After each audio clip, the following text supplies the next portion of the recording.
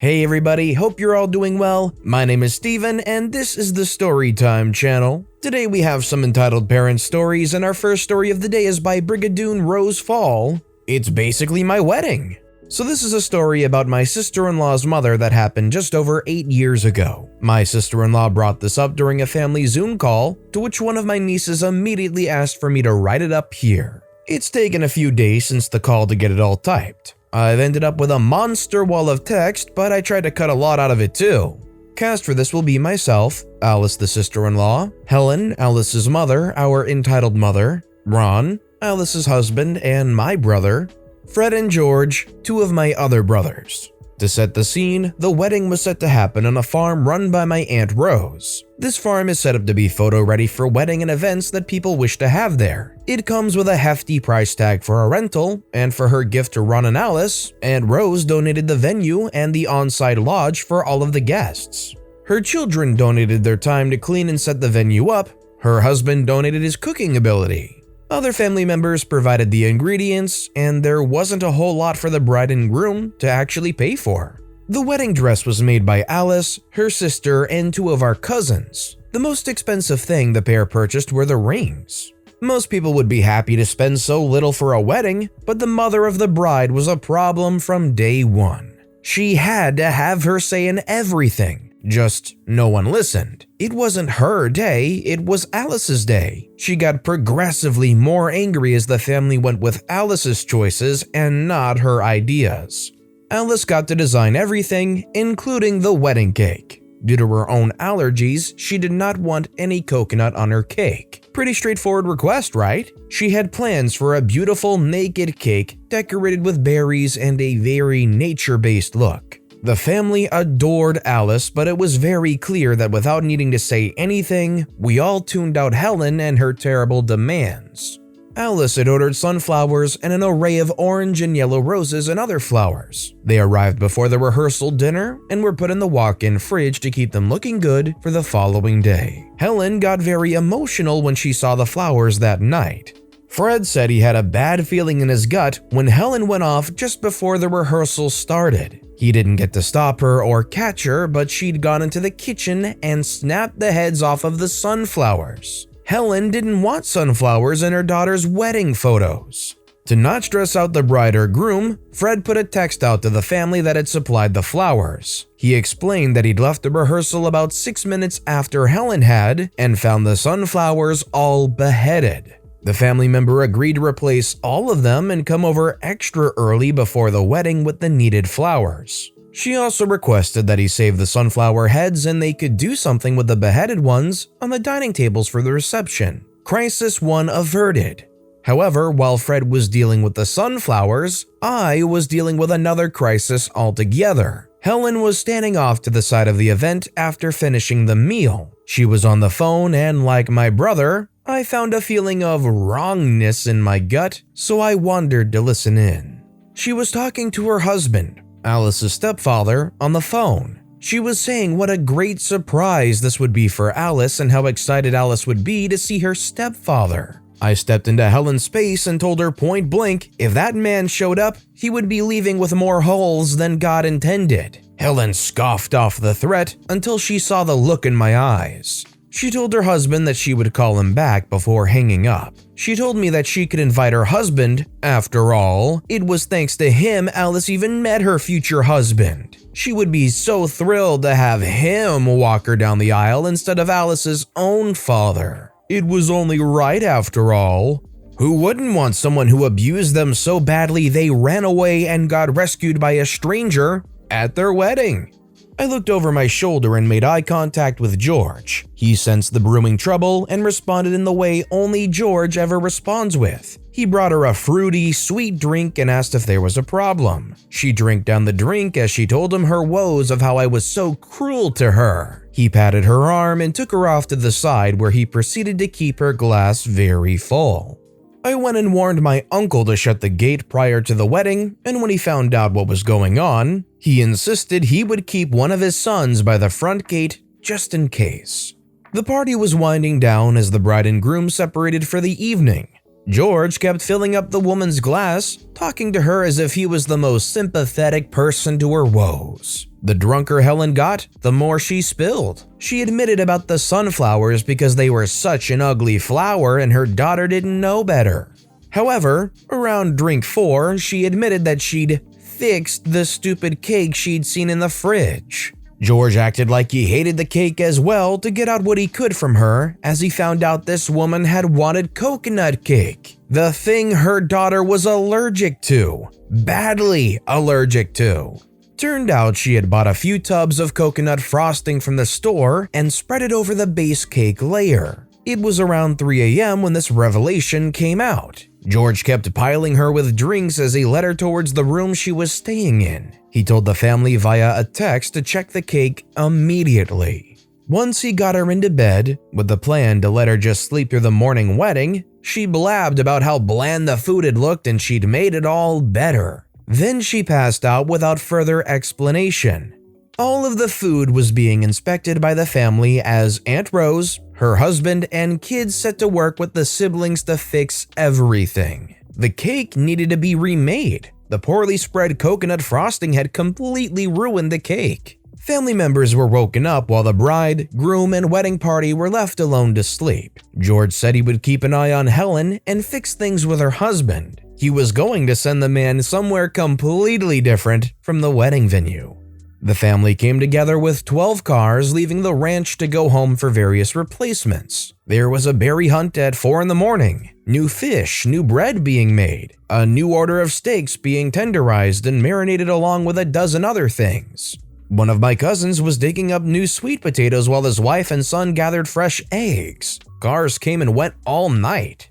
I told Alice her mother was sleeping off a hangover while she was getting dressed for the day, and she accepted it rather quickly. She'd been told by some of her family that she had to invite her. As she tugged her stockings up, she told me she couldn't believe her wedding was here. She was getting to marry her Prince Charming in Ron, and she was trying not to cry before getting her makeup done.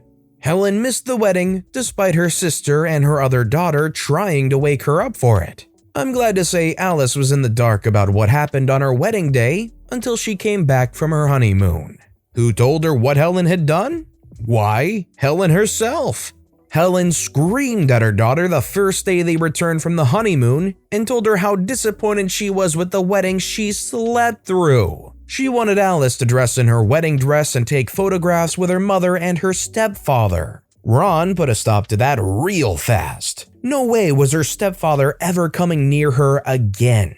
Helen was blocked and Alice tried to figure out what all had happened at the event in those wee morning hours. We told her, with everyone coming forward with what they had done while the couple slept and rested for their wedding day. Alice thanked us all and Ron told everyone at the next family get-together that she couldn't understand how we'd been so calm about it. And Rose told her that in a crisis, you can't lose focus. Make a plan, follow through, and things will work out all right. Alice took that advice to heart. She's a wedding planner now, and she is a stone wall for brides against their mothers or any influence besides the husband. It is their day, and that's it. Everyone else can shut up and listen to the bride and groom.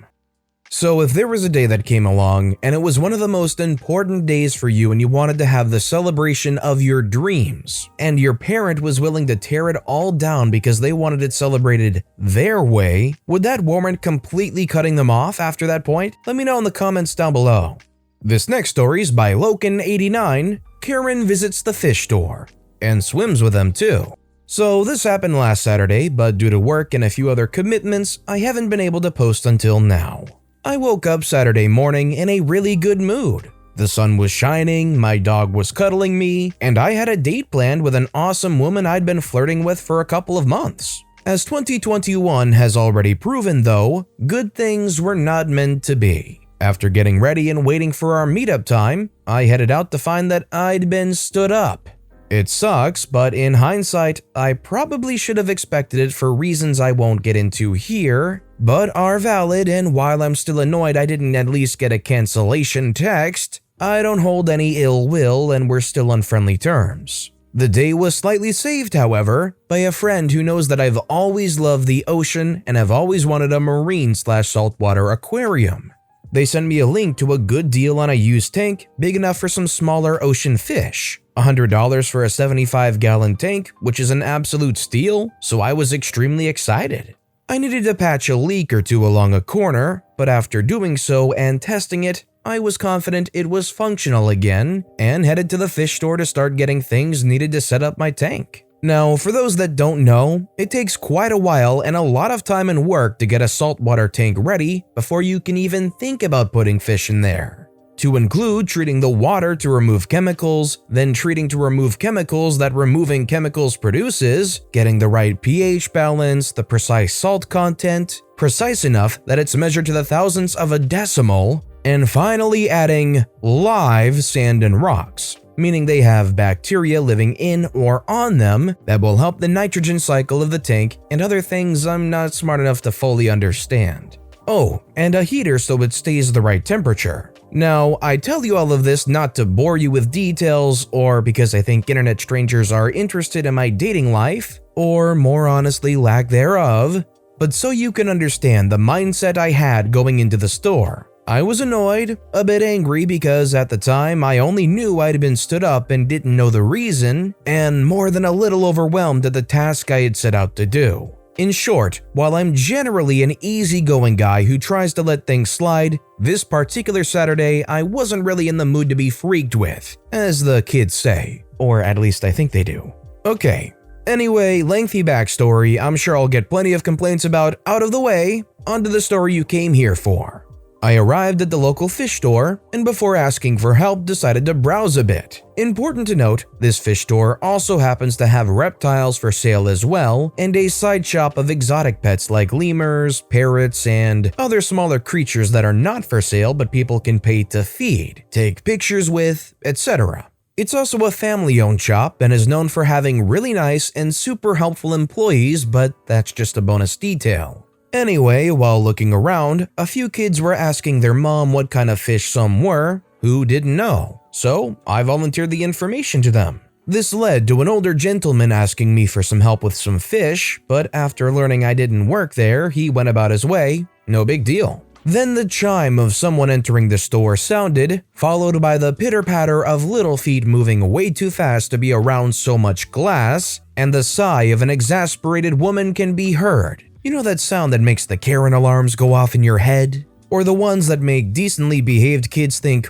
wow, maybe I pushed mom too far this time. Yeah, that one. I hear an employee asking the kid not to run, but lose interest and go back to browsing.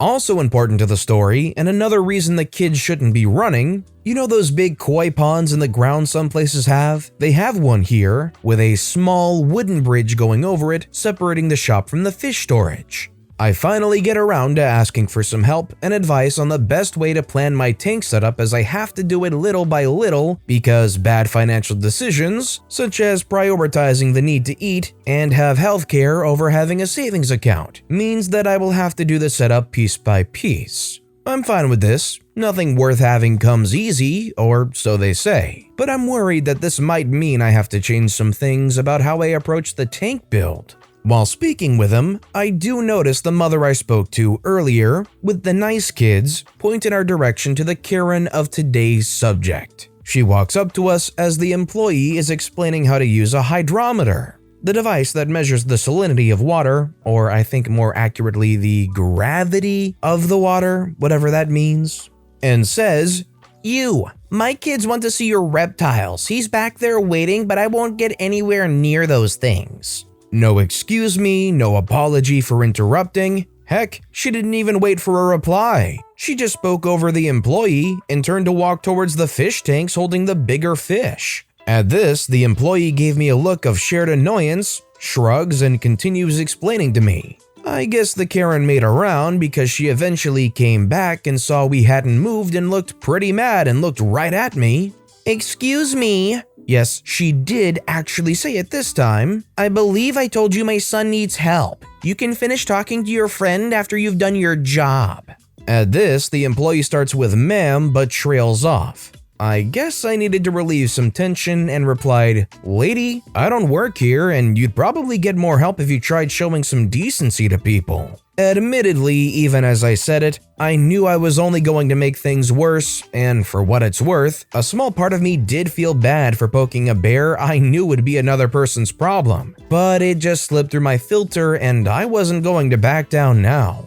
Predictably, this set her off. She started going on about how it was her kid's birthday today, and since this darn hoax is still going on, yet she was wearing a mask, so I'm not sure what she really believes. She couldn't take him to a proper zoo like he wanted, so they had to settle for this crap show. It's a fairly small store, so the owner/manager showed up around this time, cutting her off and asking her to calm down, explaining that I don't work there, and somehow wrangling her over to the counter where she could pay for her son to feed and hold some of the animals. Surprisingly, instead of doubling down, she actually seemed to believe the owner when he said I didn't work there. Not that I got an apology or anything.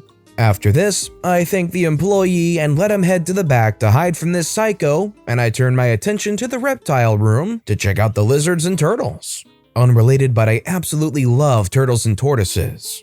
Unbeknownst to myself, the employee, or apparently even the Karen, there was already an employee helping her kid who I guess learned it was his birthday. He had some balloon they give to kids saying happy birthday with the store logo, and was letting him hold some of the animals before his mother paid, or thinking she had already paid or something. I guess it's not important. What is important, however, is a noise slowly rising in volume coming from the store section. A noise that sounds suspiciously like a Karen berating an employee, or in this case owner, undeservedly.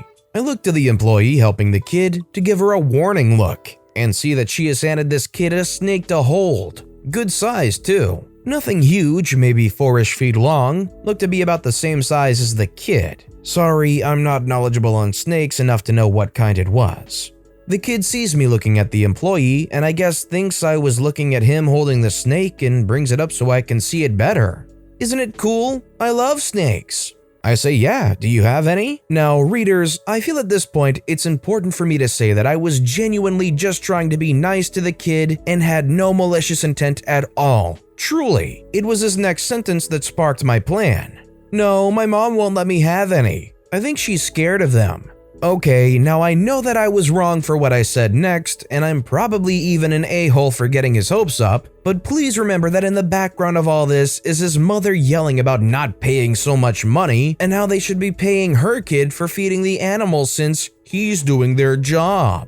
I couldn't help it. If you ever read this, kid, I'm sorry for getting your hopes up and for possibly getting you in trouble. Well, it's your birthday, isn't it? Happy birthday! You should go show that snake to your mom and ask her for one for today. I bet she'd let you have one if it's for your birthday.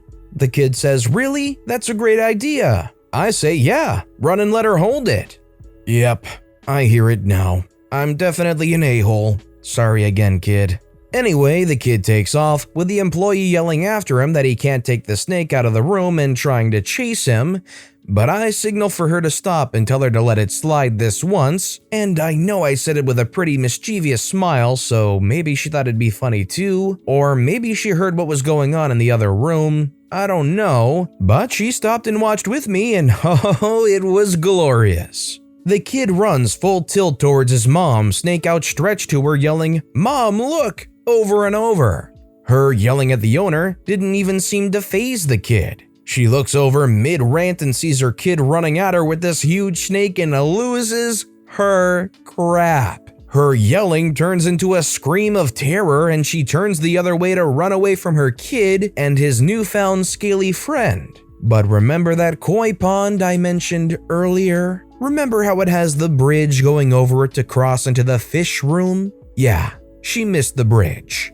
Splash! She goes face first into the pond, purse and phone and all. Fish immediately scattering everywhere in fear, but some coming back to investigate the splashing water just as fast as they'd ran. It was amazing. She was thrashing around trying to grab a handhold. I think the pond was only like 4 feet deep or something. She probably could have just stood up, screaming the entire time because she was now surrounded by harmless, curious koi, which seemed to be a completely new heck for her. Anyway, after getting out and yelling at her kid to put the snake down and yelling at the owner about suing them for all they're worth and just yelling in general, a very wet Karen and her kid left the store. And it was a little bit quieter, but not much. We were all almost crying from laughter. Not much after that, though after learning it was my plan, I did get 2 pounds of live rocks for free, around $11, so I was happy, and went home to start working on setting up my tank.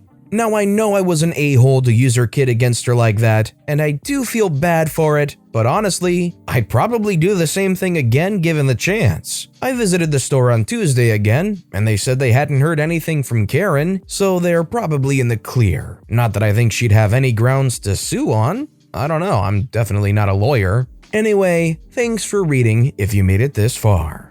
It is a little bit of a jerk move to use somebody's phobia against them, but let's be real. This Karen was being belligerent, disrespectful, uncaring about anybody and anything around her. She had it coming, right? I don't think there's anybody that's going to be concerned except for the fish and the snake. That's the only thing people should be concerned about. As long as they're okay, I think OP is totally in the clear. But with that being said, that's all the time we have for today, so if you have a favorite story of the day, let me know which story and why in the comments down below. But besides that, if you enjoyed the video, please consider giving it a like, and if you haven't, subscribe and turn notifications on so you'll never miss an upcoming video. No matter what you do, whether it's just viewing the video, liking, subscribing, turning notifications on, I appreciate the heck out of it. Every little thing that you do helps the channel grow that much more, and I can't thank you enough for it. So, until next time, I hope you all have a wonderful day, and I'll be right here next time on the Storytime channel.